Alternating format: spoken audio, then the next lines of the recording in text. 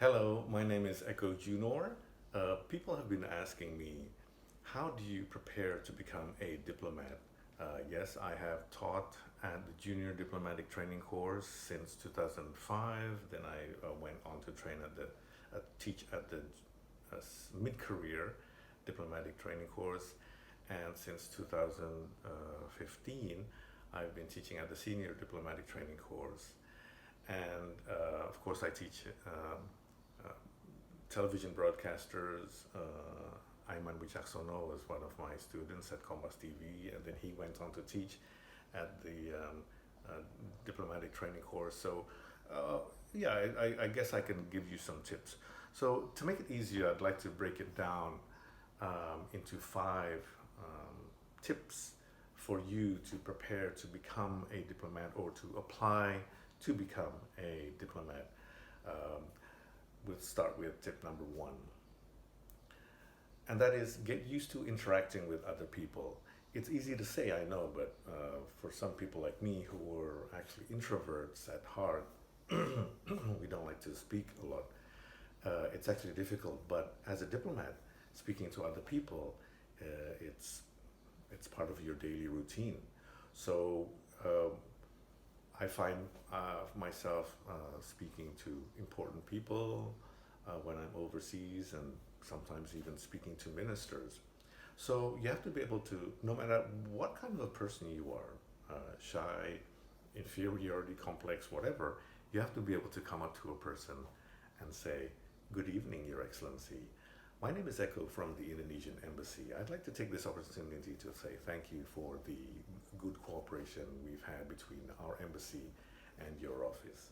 See, things like that only come with practice. So, what you need to do is practice from right now, since long before you become a diplomat. Practice everywhere you are. When you're at the supermarket, speak with the cashier and say hello. When you're filling up fuel at the petrol station, when you're in a taxi, speak to the driver. When you've just gotten a food delivery, say hello, thank you. How is the weather? Speak to your neighbors, speak to police and security officers when you see them. Even times when people don't usually speak, if you can motivate yourself to speak, it'll be good for you in your future as a diplomat. Tip number two, get yourself used to English. Make English your one and a half language. And what I mean is, don't make it the second language that's it's available whenever you need it. Make it part of your everyday life. You know, people can get used to it coming out of your mouth, like things like "Thank you very much," and "Oh, you're welcome," "Oh, hello," "Please." Things like that usually don't come easy, but if you're used to it, then by the time you actually meet someone who engages you in English, you'll be able to hold that engagement. You'll be able to talk with them, interact with them in English. Okay, so I want you to, when you see a movie, copy the language. You've probably done that before. What I used to do is copy advertising on radio and television. Marlboro World of Sports. Um, Say hello to, or Garuda Indonesia, things like that.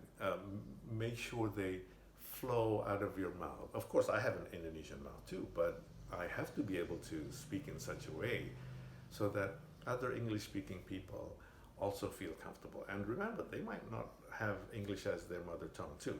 All right. Tip number three, build that curiosity of the world, and not only that, but how the world works.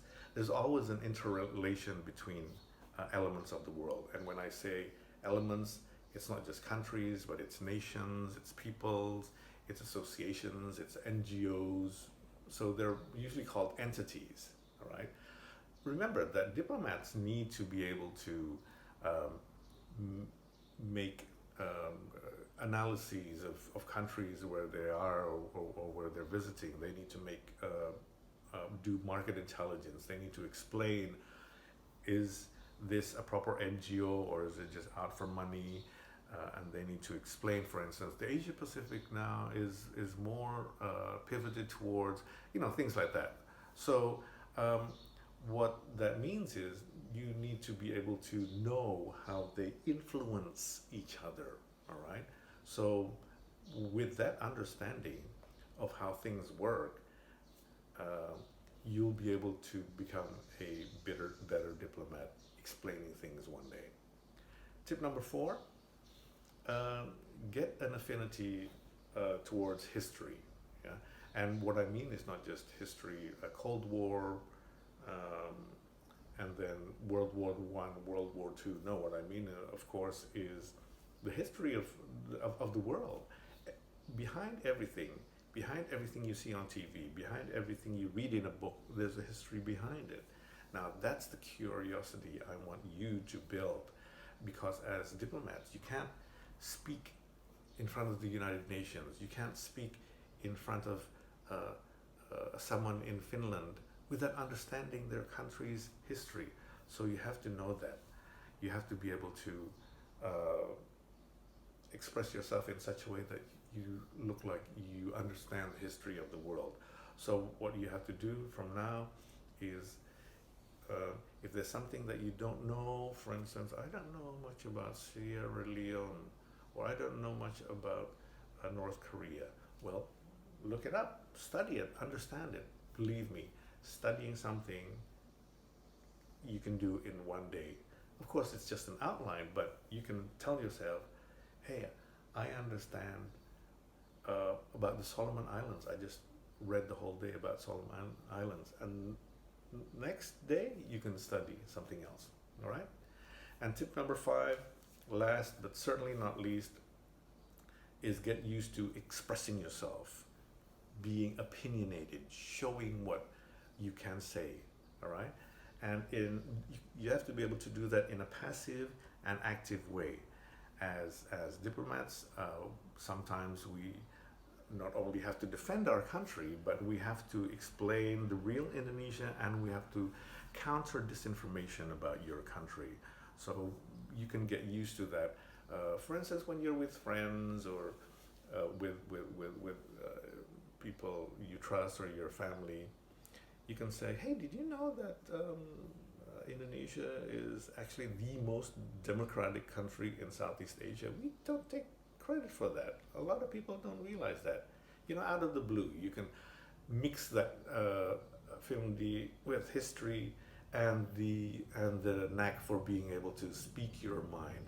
So what I want you to do is get used to the fact that throughout your whole life, you'll be speaking actively and also passively. You have to speak when you don't want to. You have to be able to interact when you don't feel like it. That's the very essence of being a diplomat. And remember, number one, you have to defend your country, defend your nation's interests. And that starts with those 5 tips that I've just given you. I hope they've been useful, and I hope you can practice them. So one day when you do apply to become a diplomat, you'll not only be more confident because you know you've practiced, but those people testing you or interviewing you will say, hey, this guy is good. Hey, this lady has it to become one of ours. So good luck practicing, and I hope you one day do become a diplomat. This is Echo Junor. Thank you very much.